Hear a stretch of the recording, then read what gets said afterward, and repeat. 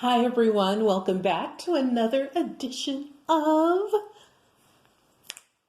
the Velvet Lounge Life. And today I am going to discuss my preparations for gardening this season. So as you know, obviously, early spring. So there's not a lot I can do right now, but there's plenty. And I actually have spent so far, I would say maybe a day and a half, about, I would say 10 hours on the lower end, just doing some prep work, sort of like picking some stuff up, rearranging some stones, looking at soil.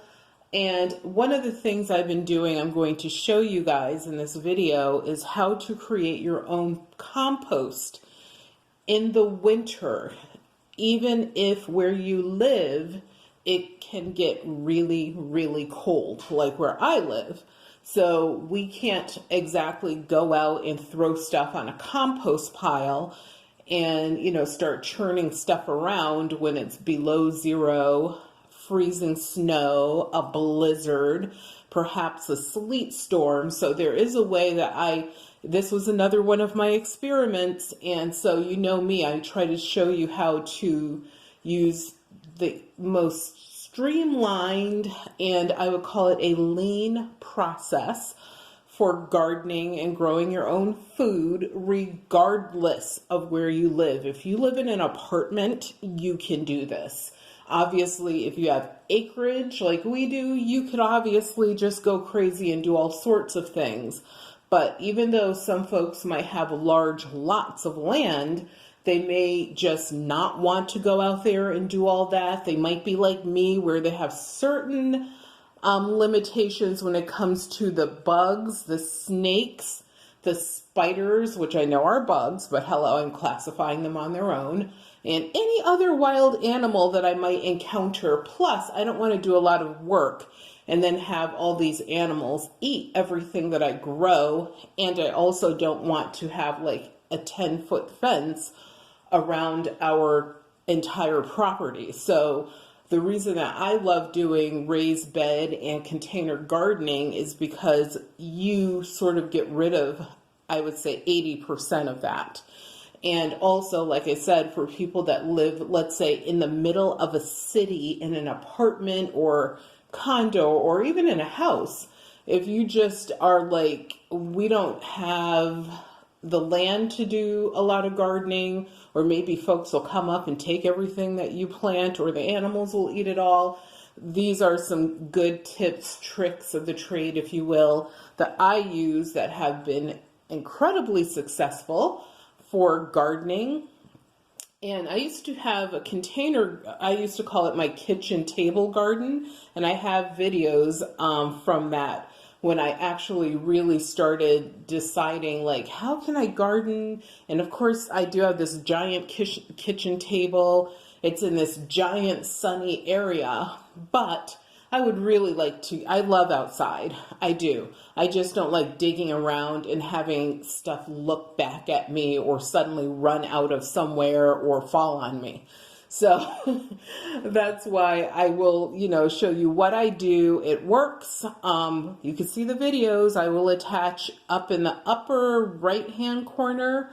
There will be a link that you could click on, and you can see the other gardening videos I have. Plus, I'll put it in the comments and description. Hopefully I remember those too, because sometimes I do forget. But anyway, some of the things I'm looking at planting this year are on the table. So I went through my stash of seed and pulled out things that will be expiring supposedly. And that I'm going to give you lots of tips and tricks. One of them is, although there's an expiration date on seed packets, it has to be put there, especially food seed, because food in the United States anyway, all of it is supposed to have an expiration date on it. That's why there's a date. However, seed in a packet that is dry will last for years beyond the expiration date. What did I plant last year? I believe it was the cilantro and arugula. Those seeds were like at least 3 to 4 years past their expiration date. And I had a bumper crop, like bumper to bumper. It was so good, so exciting. I can't wait to get back into this season. So what I have on the table is I did pick out a couple packets that were a little bit older. I actually planted those earlier, and I'll talk about those later. And I also have what you see here are some items I plan on planting. We'll even take a little gander this way and up that way and that way. And so what I'm looking at this season is cilantro, and I actually plan on growing a lot of cilantro. Like, I actually have an area that I picked out, and tomorrow I'm going to do a little prep work on it where the cilantro will go, which is kind of wild. It's actually kind of close to our woods, but not super close. But I found last year that when I experimented with growing the cilantro, that wildlife could care less about the cilantro. I actually grew a pepper plant next to the cilantro. A rabbit ate the pepper plant all the way down to maybe having 3 to 4 inches of the stalk left, and did not touch the cilantro whatsoever. So that's telling me, hopefully accurately, that, you know, any type of animal out there is probably not going to care about the cilantro. And cilantro is sort of like peppermint, onion, garlic, shallots. There's probably a few more I did not name. Those are like plants that you could actually plant out in your yard. You could even put them in your planting beds with your flowers. And remember to harvest and enjoy them, but also they are pretty, but the animals just do not care about them. So I added cilantro to my list of things that I can just grow anywhere out in the yards, and hopefully this year it will be as successful as last year. And what I will be doing is drying a lot of it so that it can be jarred, canned, whatever, and it's dry. We do it so it's dried. And we'll have it for hopefully a couple of years or so. I also, now this is something that we eat as we go along, is Swiss chard. I love Swiss chard. I don't care if this is the orange, the red, the white, and I think I have, whatever, orange, red, white. Oh, I have yellow. And whatever it is, we don't care. We love our Swiss chard. So I actually plan on doubling up on growing that, whereas last year I only grew like maybe half of a container of Swiss chard. The cool thing though is it's one of those plants, whereas when the leaves are ripe enough, you harvest them and just leave the plant and it will just keep regenerating. Like, it kept regenerating to a point where I finally said, enough is enough. Like, winter is here kind of thing. And that was outstanding. Now, partially, I guess I'll say my experiment with it this year will be to grow it a little bit earlier and see if it lasts as long as it did last year, or almost as long as it did last year, because that means that we will have a steady crop throughout the entire summer. I would say it was at least 95% of the fall before we ended up having to kind of close everything down because we started having like plenty of regular snow. The other thing I'm looking at is our cucumbers. I have this, like, I guess, thing with cucumbers where I've grown them previously on a different property that we owned. They came out, I would say, I don't think any of them got to be more than like 7-8 inches long, which is fine because I don't like gigantic cucumbers. These are supposed to be kind of the Kirby variety, but not really, because these are like, you can pickle them. But here on this property, either the animals start nibbling at the vine, and the funny thing is that after it's well established, while it's establishing itself, they could care less. They're like, let's wait until those leaves look super tasty, and then we're going to go buffet style on them. And what happens is you'll see like little teeny tiny, like half the probably measurement of a pinky finger, and you'll be like so excited, oh, I have baby little teeny tiny cucumbers, and then you'll go back after like a week or two, and guess what? The animals decided now is time to nibble and eat all of the little baby cucumbers. And then last year, my issue was I got a vine, but not a well-established vine. And I think part of it is I just had to water it more than I watered the other plants. So this is something I'm thinking about, not fully committed to it yet. You know me, mustard greens, always, always, always. Not even going to talk about those. Broccoli rabe, new thing for me to try growing, and I'm sure it'll grow fine because I grew cauliflower last year, and what ended up happening is I kept having to fight these actually two rabbits and their babies. Really, it was the two adult rabbits, and eventually it was a mama rabbit who was going back to the nest, obviously, to feed her babies, and she to the point that the mother rabbit at one point gorged so much on the cauliflower that the rabbit simply laid down, took a nap belly up in that particular garden bed. So me growing this year means it will not be in a garden bed on the ground in one of the yards. It's going to be grown in one of the containers this year. So instead of cauliflower, I'm going for the broccoli rabe, simply because if I end up mostly with greens, I'm cool with that. If I end up with some actual broccolini or something, I'm extra cool with that. The entire plant is edible, so I hope that it comes out well. And I actually plan on planting that in one of my large planter containers, meaning like a decorative planter. What else do I have? I talked about that. I have pepper seed, which I already planted some out there today. I'll talk about that later. And I'm part of a group where we receive about 15 to 20 packets of different types of vegetable seed. And we receive a couple packets of wildflower butterfly attraction seed, and which is what these tiny packets are. And what we do is we promise to give some of the food away, aka share it, that we grow. And I do that every year. I was doing it even before it was part of the group. But yeah, I love being in that group. It's awesome. And that's why you also see like the wildflower seed here, and there's one back there. Those will be planted as well. So another hack for you is what I do to create markers for my gardening. And I don't do this all around, like we have 3 large yards, so I don't do it around all 3. I only do this really in the areas where I'm planting food. Is I will add a stake so that I remember what is planted where. And also when we're weeding, we make sure that we don't pull up anything in that area.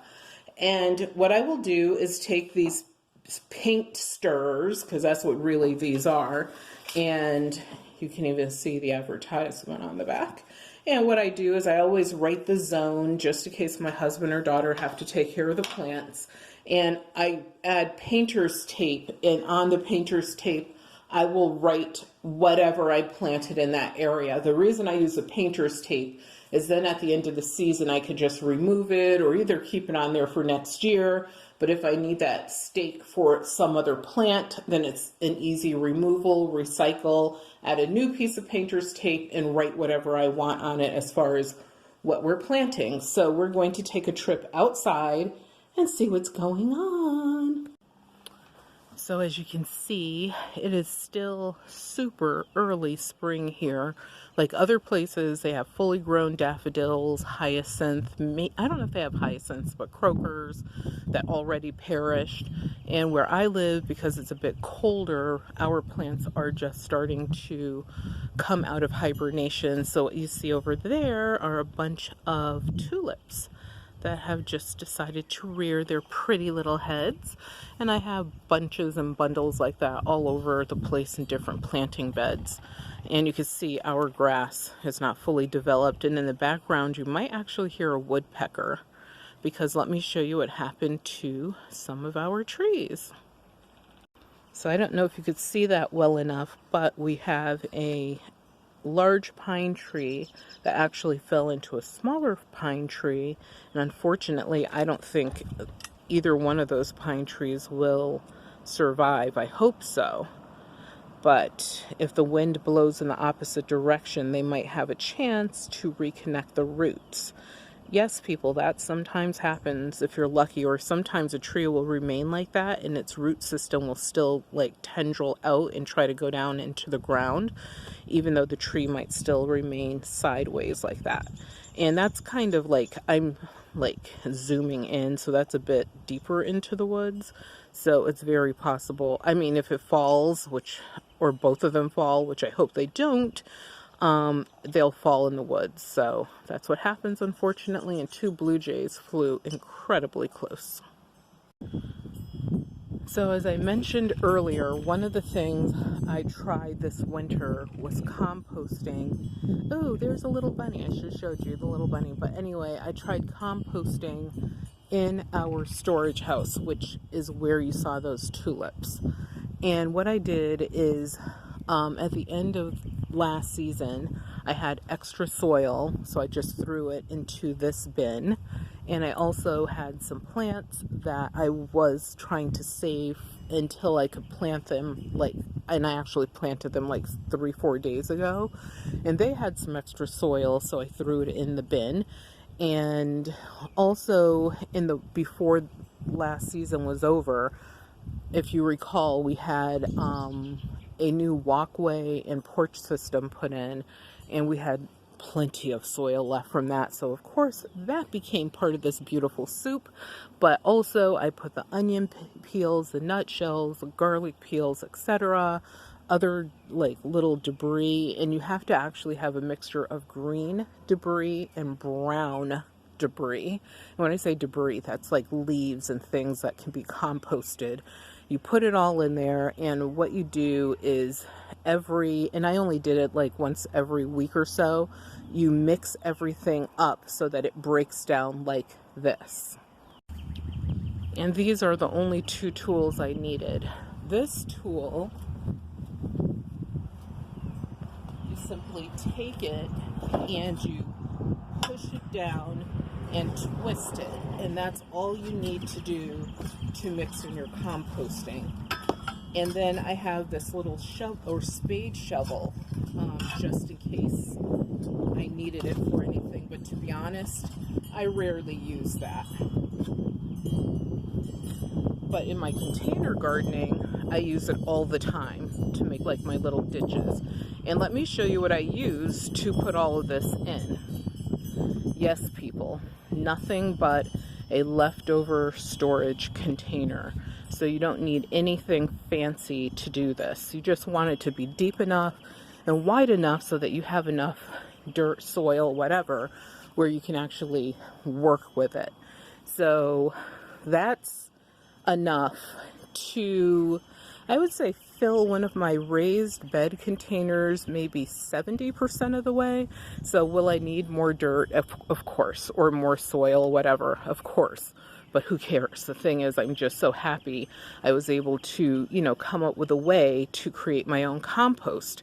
And the thing that I did, which could be different from what other people would do, is I did leave it uncovered because it wasn't inside of my house. So if you're going to do this in an apartment, I think that you need to cover it, but put holes in the cover so that everything in there can breathe. And once in a while, like if you water your house plants, just add a little bit of water to it so that it doesn't dry out. Because this, I haven't added any water to it, and you can see how rich and how dark it is. And there is one of our resident bunnies. We have several that live off of our land. And you can see what I mean about planting plants out in the different yards that we have. You have to make sure you plant things that they could care less about. Otherwise, they will eat everything because those are tastier tidbits and treats to them.